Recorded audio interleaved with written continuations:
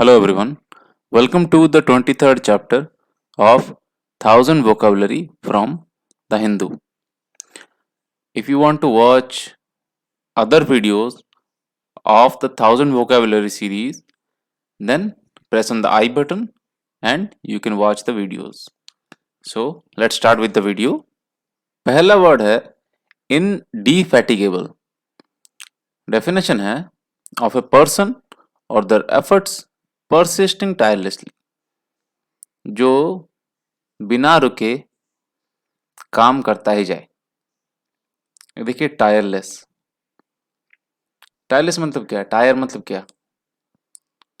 Tyre मतलब थकान।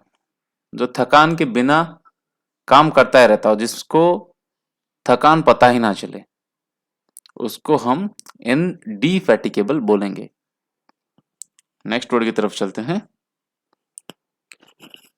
Dilatory. Definition है स्लो टू एक्ट।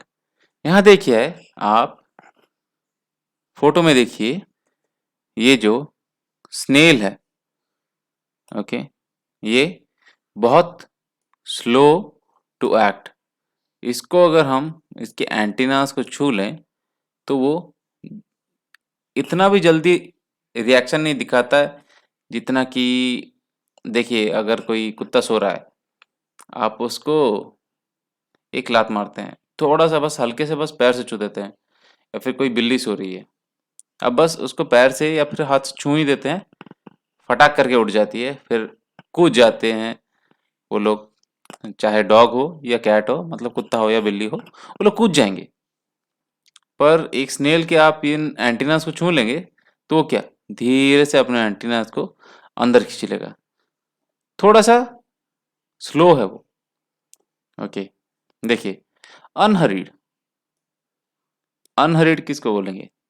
अभी आपने सब कुछ पढ़ लिया है एग्जाम के लिए, सब कुछ आपको याद है, ए टू जेड एग्जाम का जितना भी सिलेबस है आपको पूरा का पूरा याद है। आपका कॉलेज का एग्जाम हो रहा है, आपका दोस्त बोल रहा है जल्दी चल जल्दी चल जल्दी चल जल्दी चल। क्यों? क्योंकि वहां पहुंचने के बाद भी उसको और थोड़ा पढ़ना है। But you are in a dilatory state. आप अनहरीड हो, आपको कोई जल्दी नहीं है। नेक्स्ट वर्ड की तरफ चलते हैं। मार्टिनेट। डेफिनेशन है a person who demands complete obedience, a strict disciplinarian. Okay, ये देखिए, ये इसके ऊपर चिल्ला रहा है। ओके, जैसे यूएस में बोलते हैं ना, से your name and rank soldier. Okay, अगर वो सोल्जर धीरे से बोलता है, whether it is a US marine और नेवी सील, एनीवन, कोई भी हो, उसके जनरल लोग या फिर उसके मेजर लोग, जो भी कर्नल कर्नल लोग होते हैं, उनके रेजिमेंट के हेड, वो लोग बहुत ही ज्यादा स्ट्रिक्ट होते हैं, उन्हीं को हम लोग मार्टिनेट बोलेंगे। देखिए, a person who demands complete obedience, strict disciplinarian. अब बाहर तो नॉर्मल डिसिप्लिन चलता है, आपके स्कूल में, आपके कॉलेजेस में नॉर्मल डिसिप्लिन चलता है, बट आपके आर्मी स्कूल, आर्मी कॉलेजेस और आर्मी में आपका डिसिप्लिन कैसा रहता है? टोटल, आपको 4 बजे उठना है, मतलब आपको 4 बजे उठना ही है। ओके, ऐसे किसी आदमी को जो आपको डिसिप्लिन में रखता हो, जिसको डिसिप्लिन बहुत ही ज्यादा पसंद हो, they are called martinet. Next word की तरफ चलते हैं। अनलॉफुल।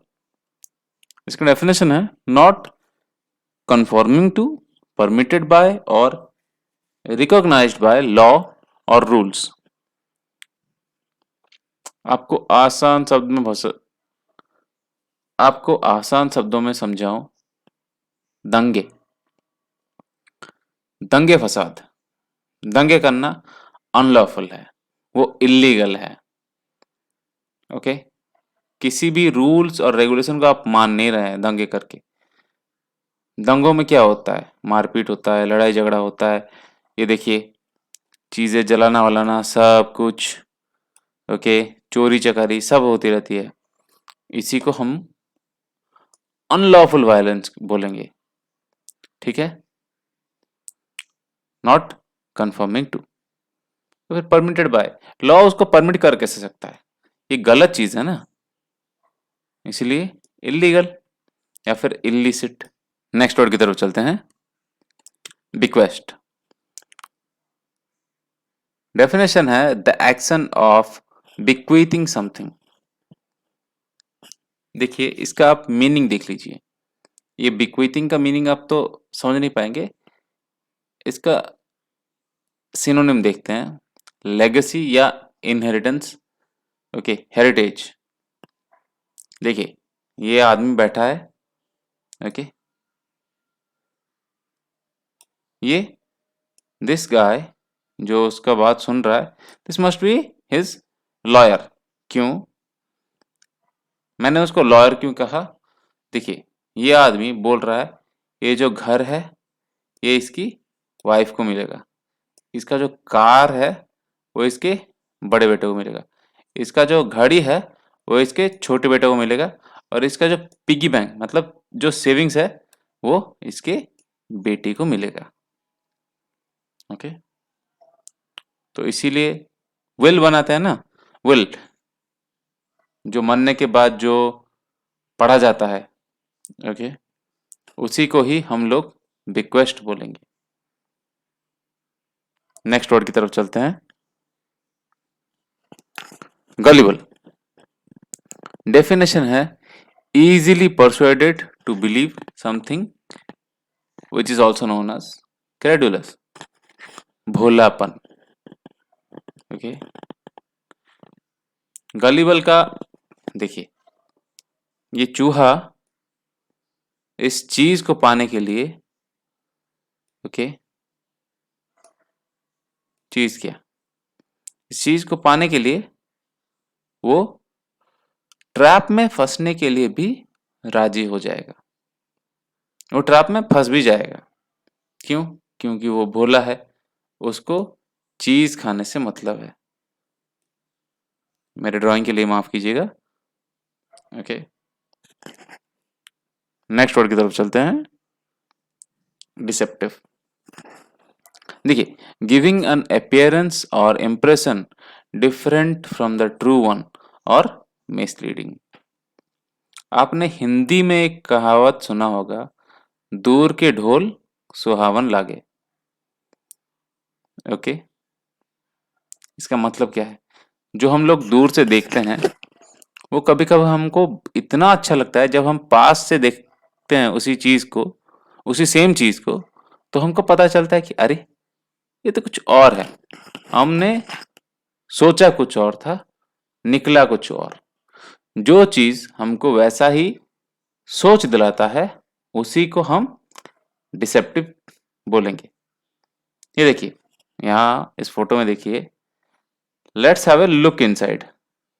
ओके, फॉर सेल लिखा हुआ है, मतलब ये घर बेचा जाएगा। देखिए ये घर बेचा जाएगा, दूर से देखते ही क्या पता चलता है कि ये एक घर है, पास आने के बाद पता चलता है, देखिए, it is not as spacious as it looked. इसका मतलब क्या है?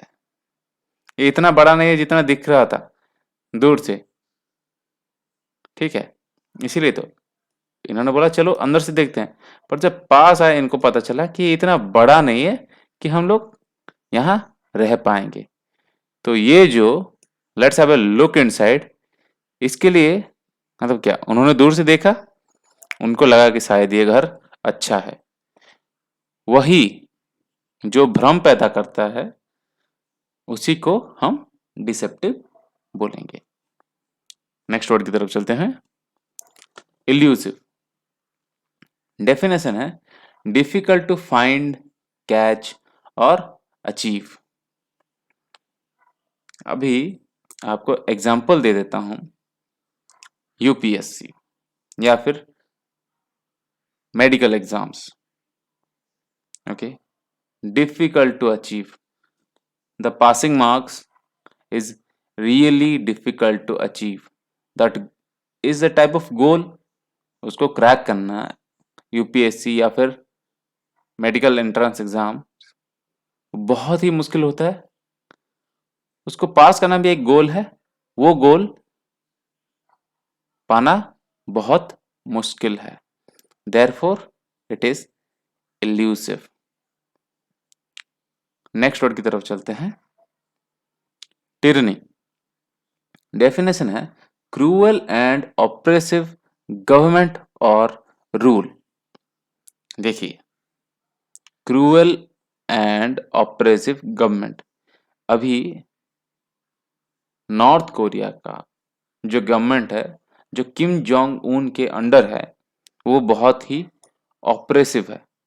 ओके, मतलब देर आर सम रूल्स जिनको आप मानने के लिए मना कर ही नहीं सकते हैं।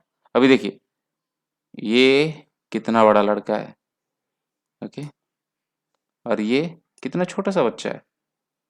ओके, ये लड़का इस लड़के को जो भी बोलेगा कि तू ये कर, ये डर से कर लेगा, ठीक है। और ये किसी गंदा चीज भी बोलेगा जो उसको पसंद नहीं है, then it will be cruel ना, एंड ऑप्रेसिव, उसको दबा के रख रहा है, ठीक है। देखिए, dictatorship, dictatorship, Adolf Hitler was a dictator. He used to be a tyrant because his actions were full of tyranny. देखिए, यहाँ इस बच्चे को, ये जो बड़ा वाला है, इसको हम टायरेंट बोलेंगे, जैसे एडोल्फ हिटलर था, एक छत्रवादी शासन करने वाला। नेक्स्ट वर्ड की तरफ चलते हैं, रिबेट। डेफिनेशन है a partial refund to someone who has paid too much for tax, rent और ए यूटिलिटी। ये देखिए, मैंने आपके लिए एकदम आसान सा पिक्चर दिखा दिया है, कैशबैक। अभी आप कुछ खरीदते हैं या फिर फोन पे में बिल पेमेंट्स करते हैं, उसके आपको कुछ ना कुछ परसेंटेज कैशबैक मिलता है, तो ये पार्शियल रिफंड। ओके, देखिए, रिबेट का सिनोनिम है refund, but it is not a full refund. No, it is not 100% cashback. यहाँ वरना मैं 100% कैशबैक दिखाता आपको, but cashback that is you are getting something in return. If you are paying something, आप अगर कुछ पे कर रहे हैं, you are getting something in return. देखिए, the schemes sorry the scheme eases the move to the council tax by giving rebates in the first year. Okay, council tax का जो move है, देखिए इसका मतलब क्या है, the scheme eases the move to the council tax by giving rebates in the final year, sorry first year. पहले साल में कुछ आपको रिटर्न देके उसने उस स्कीम का जो, सोचिए एक स्कीम ऐसा आया जो बहुत ही टफ स्कीम है, मतलब आपको साल में, even if you are earning below 5 lakhs, you have to pay 30% as tax. वो स्कीम तो बहुत ही मतलब मुश्किल है बहुत लोगों के लिए, और जब आप वही टैक्स भरेंगे तो आपको कुछ ना कुछ जब रिटर्न मिलेगा तो आपको अच्छा लगेगा। ओके, रिबेट मतलब एक तरह का रिलैक्सेशन है, एक पार्शियल रिफंड, ठीक है।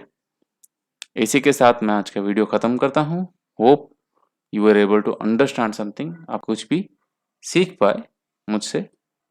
आपसे अगले वीडियो में मुलाकात होगी, तब तक के लिए थैंक यू एंड बाय।